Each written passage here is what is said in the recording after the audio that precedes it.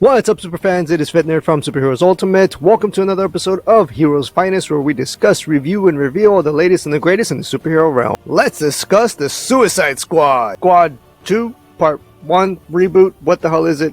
We'll talk about what it really is.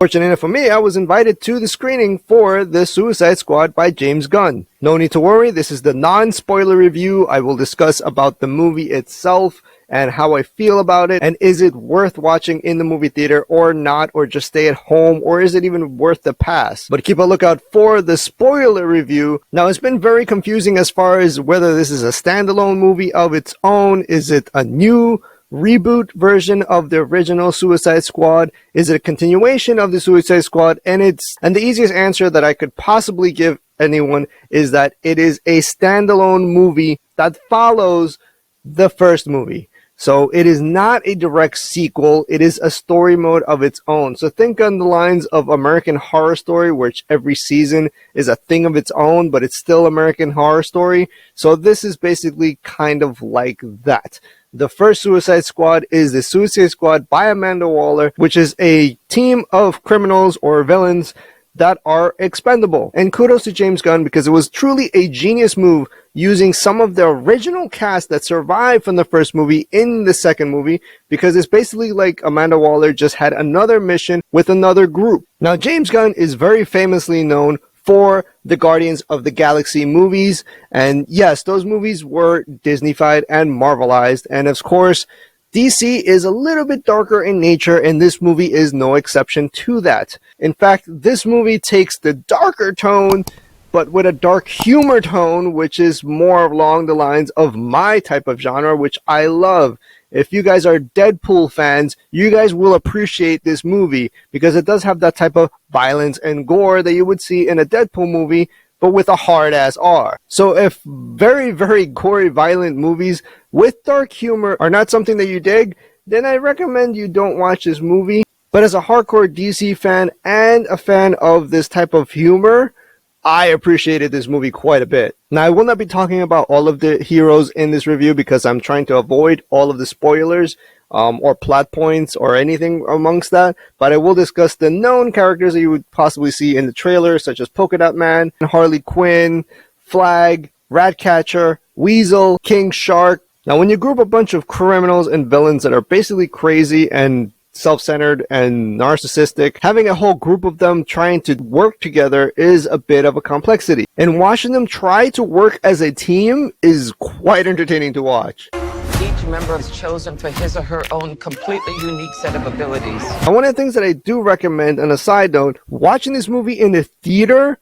with the sound on a huge ass screen is way more enjoyable than sitting at home watching it. Of course, keep safe going out to the theaters in public due to the circumstances that we are going through today. But if you're okay with going to the movie theater, I highly recommend going to watch this movie in the movie theater, which gives you a much better experience, and seeing all of the jokes, because there's a hell of a lot of humor as well as action and special effects in this movie that you really want to see in the movie theater. And as far as characters that you would never assume that you would ever really like, just like in Guardians of the Galaxy, nobody knew much about Guardians of the Galaxy when it first came out. And then James Gunn has a way of making you really just feel for these characters at the end of the day with their backstories or emotions, so you grow some type of emotion for these characters. And this movie is no different. There were many heartfelt moments with King Shark, believe it or not. Bird.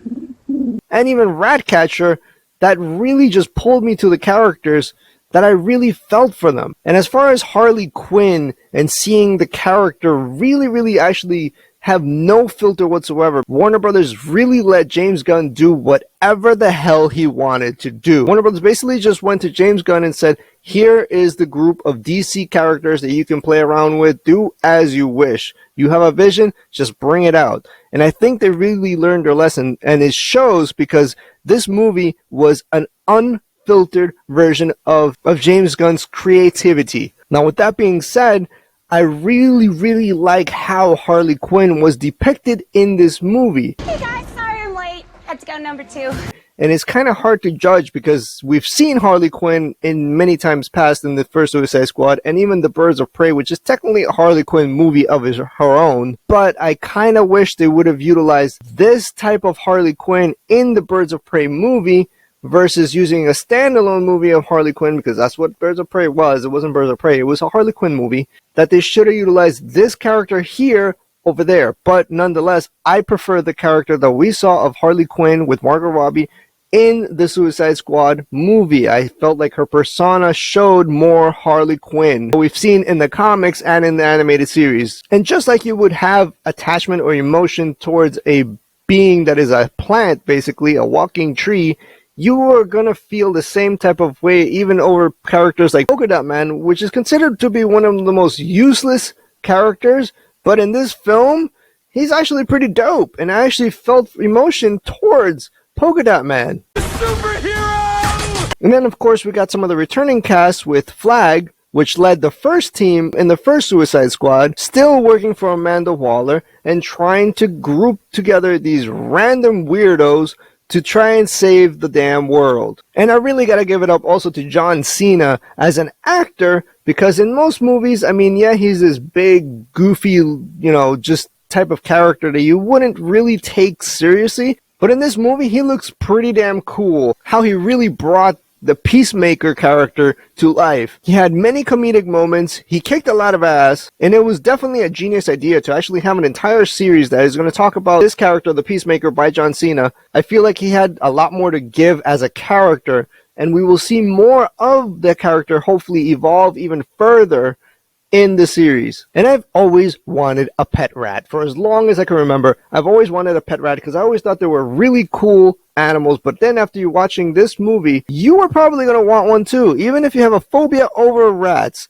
you might get over them and you're going to appreciate them at the end of this film. And as far as villains, this isn't really a spoiler because we did see it in the trailer, and there's a gigantic balloon at the premiere all over social media. One of the main villains is Starro, which is one of the early villains in the Justice League comic books. Again, I won't talk about too much about the character because it will lead to a lot of plot points within the movie, and this is the non-spoiler. But as far as the character of Starro and how he was depicted was super dope, and the special effects were just on point. I mean, the details on Starro, whoa. I'm telling you, take advantage and watch it in the IMAX, because this movie actually, I just learned reading some articles that James Gunn actually filmed with IMAX cameras, which means this movie was really meant to be seen in theaters. And many fans were worried about Deadshot. Before the movie released, it was stated that they weren't going to recast him or recast his character, instead just add a new character, which makes total sense because the Suicide Squad is always rotating a bunch of different types of characters,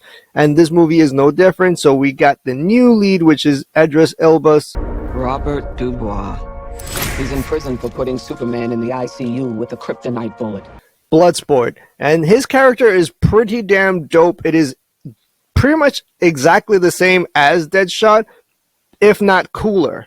I really actually like this character a whole hell of a lot more, but it is kind of a copy and paste character on certain aspects. Again, I won't state much because this is a non-spoiler review, but there is certain aspects where it is copy and paste, but with a twist. And I really appreciate that. And ultimately, was this a good movie? This is already 100% fresh on Rotten Tomatoes from reviewers such as myself. And I must agree that the writing, the action, yeah, it had some of its corny scenes, but they actually work with the dynamic with this incredibly weird group of psychopathic, egotistical, narcissistic villains, criminals, and weirdos that are literally given the responsibility to go and save the world. This movie was super dope. I highly recommend go to the theaters and watch it. It was just an amazing experience, and it is definitely dark and very, very violent. So if you guys don't like the type of goriness, such as, think of Deadpool, but way hella worse, like almost like borderline horror movie, but with the humor, then I don't suggest it for the squeamish. But if you are on the lines of a hardcore like Deadpool fan, you will appreciate the humor in this movie. and you will definitely love it. As far as it being a repeat watch, it definitely is a repeat watch. I mean, this is just an entertaining movie that you can watch over and over again because it's just that much fun. It's literally a good time. Don't go in there thinking that this is going to be a serious movie. Just look at the cast, look at the crew, and look at the characters, and it's just meant to be a real good time, and that is exactly what this movie did do and deliver, with a lot of really cool action, really cool special effects. I mean, the actors were pretty much A-class, and it even gave John Cena the opportunity to shine, which I never really considered as a phenomenal actor by any means whatsoever, other than the big, goofy, muscular dude. And in this one, he was actually still the big, muscular dude, but with more persona. I can't wait to actually go in theaters and watch it again. I'm definitely going to go and watch it in the IMAX now. Although I was invited to watch the early viewing of this film, I wasn't able to see it in the IMAX, but I am definitely going to go to the IMAX so I can experience it in full effect. Alright, super fans, you know what to do. Smash the subscribe button, give us a like, turn on the notifications, and if you want to show some support for the channel and get some official merch, which includes t-shirts, tank tops, mugs, totes, stickers, face masks, and so much more. So if you want to check out some of our latest official merch or collectibles and apparel, I've placed all the links in the description below. Until next, this is Fit Nerd, over and